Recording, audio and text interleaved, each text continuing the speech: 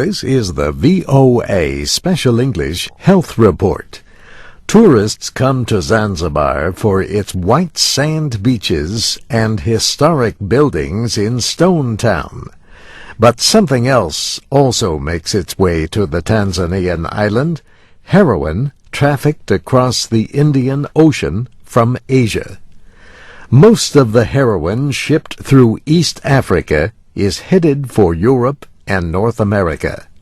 But Rashad Abdul of the United Nations Office on Drugs and Crime says a lot of it stays on the continent. We know for a fact that heroin is being used in at least 30 countries in Africa, and we also know for a fact that the number of countries reporting injecting drug use, especially of heroin, is also increasing in Africa.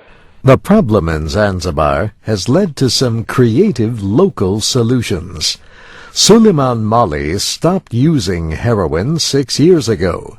Now he operates a network of so-called sober houses.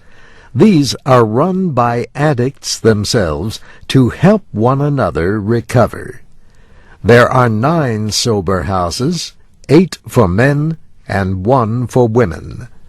Mr. Mali himself went through a drug treatment program in Kenya, but it cost around $2,000, he says, and not many people can afford that in Zanzibar.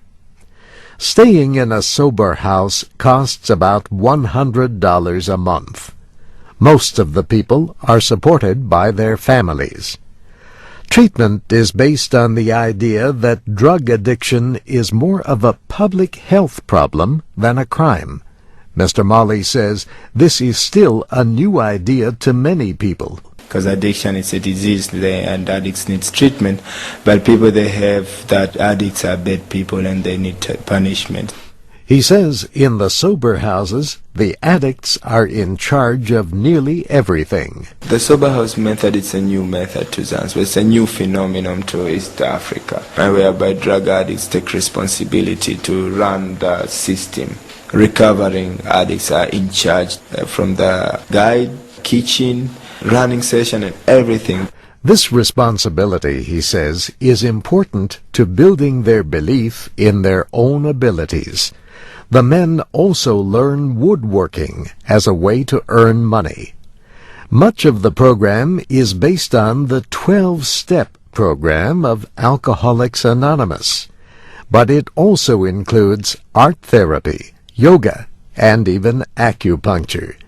This is done by Kasim Yuni, a sober house counselor and former addict himself.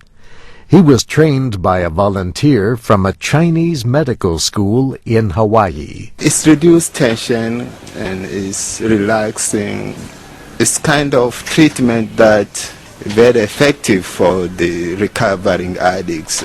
Still, Mr. Yuni estimates that around 60% of the recovering addicts in the program return to heroin. Suleiman Mali hopes to expand the network in Zanzibar. His next goal, he says, is to send former addicts to work with heroin users in prisons. Edwin has been in the program for 5 months. He says that without the will to change, the sober house method cannot possibly help. And that's the VOA Special English Health Report. I'm Steve Ember.